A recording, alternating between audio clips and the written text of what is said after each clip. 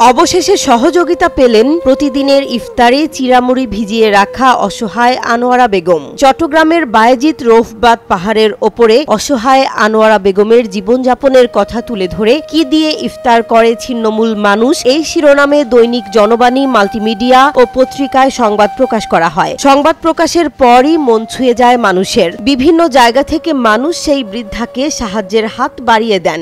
আপনি তো অসুস্থ, আপনার বাসায় কিভাবে কাজ করেন? আপনি তো নিজেও অসুস্থ। দৈনিক জনবাণীতে প্রকাশিত সংবাদ দেখে অসহায়দের পাশে দাঁড়ান তরুণ ব্যবসায়ী নূর মোহাম্মদ শাহেদ নামে এক যুবক। দরিদ্র, অসহায় ও ছিন্নমূল মানুষের পাশে দাঁড়ানো ইমানি দায়িত্ব বলে মনে করেন এই তরুণ ব্যবসায়ী। আমি জনবাণী পত্রিকার নিউজটা দেখছি, চোখে শুধু কান্না যাচ্ছে যে তাদের অবস্থাটা দেখে। সাথে সাথে আমি বললাম যে আমি কখন যেতে পারি।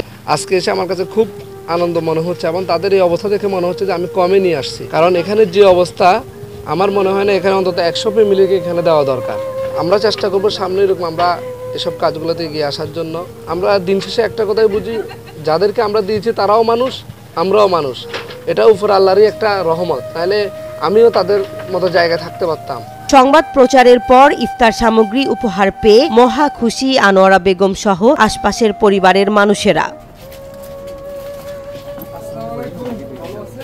চট্টগ্রামের বায়েজিদ রৌফবাদ পাহাড়ে আনোয়ারা বেগমের মতো বাস করেন অসংখ্য নিম্ন আয়ের মানুষ, যাদের বেশিরভাগই আর্থিক অসচ্ছলতার কারণে অসহায়ত্বের জীবন পার করছেন। এসব হতদরিদ্র, নিম্ন আয়ের খেটে খাওয়া মানুষগুলোর প্রতি সামর্থ্যবানরা এগিয়ে আসলেই সুন্দর একটি সমাজ গঠন সম্ভব বলে মনে করছেন এলাকাবাসী।